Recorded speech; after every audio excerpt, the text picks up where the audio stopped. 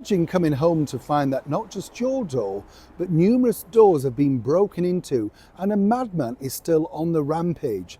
This is Sadiq Khan's London. As ever, let me explain. Morning, nice to see you, chums. Thank you so much for joining me today. Welcome, one and all brand new subscribers. This is a very serious story that I wanted to share with you, just that you understand exactly what it's like now living in this lawless, crime-infested city. It's all very well, you may have seen over the last couple of days, some sterling work done by Scotland Yard to apprehend the ever-growing crime-ridden mobile theft situation. And naturally, of course, the Mayor of London wanted to place himself left, right and centre in all of those particular pictures. But a colleague of mine contacted me and had a terrible situation in the very heart of London where she resides. She lives alone, returned back from work to find that her property, her door had been battered in. Not only that, many of her neighbours too. This is because, according to the property owners, somebody tailgated inside the building.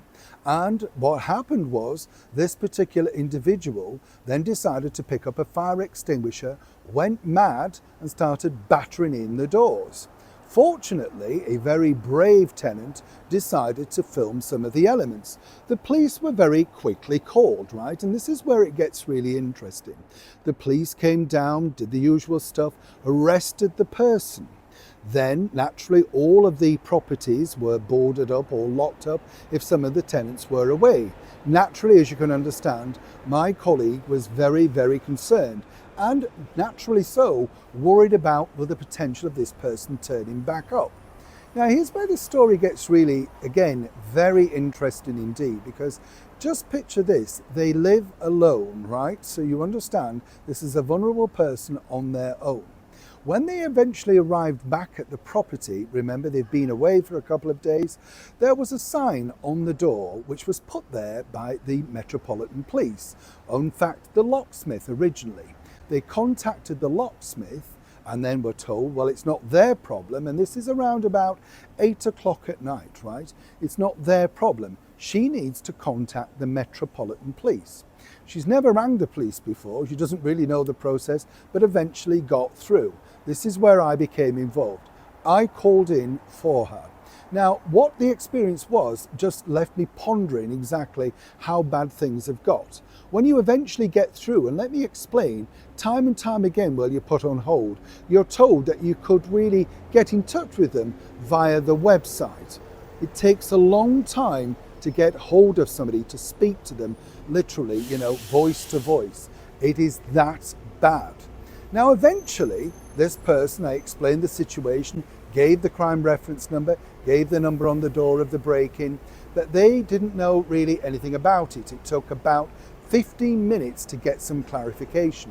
Eventually, when that was put through, then they said, well, yes, they would be in touch, possibly within an hour, could be longer, and they would give you an area where you had to go and collect the keys from that particular police station.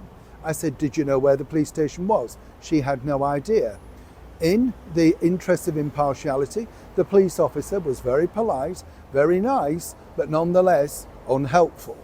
Now, 12, 14 hours later, that particular colleague has still not heard from the police and still cannot get into her property. Now, this is where it gets even more interesting, because naturally she had to go and spend a night in a hotel and had an expense that she didn't have. Now, again, this is interesting because the person that broke into the property was very quickly bailed. And clearly the story has a darker side. This particular individual was looking for somebody individually, and the story goes it's related to the fact that somebody must have been letting their apartment out as Airbnb. Again, have to say allegedly. The problem that you've got with this situation is this. This is the situation that you now have with the police. You can't make contact with them unless you have all of that paraphernalia. Imagine she was being attacked in her own flat and she's ringing for assistance. Go to the website, do this. 15 minutes down the line. This, as I said, is the crime-infested world that people are now living in in the very heart of London. And this is not a bad area of London, I might point out. At the time of recording this, they're still trying to locate anybody from the police that can now get her back in to her property. Naturally, I'm with this person and doing my very best, but I wanted to let you know the situation, because if this happens to you, this is what you truly could face. But the most terrifying thing is, as she pointed out, there are a number of single ladies that live in this particular property. And this person, within an hour, was suddenly bailed. And yet the police refused to tell you anything about them. More importantly, what we do know is he was of a foreign national, could barely speak English, and was roaming the corridors like a madman with a fire extinguisher. As I said, this is Sadiq Khan's London. Doesn't get any better, does it? Neil Sean in the very heart of London.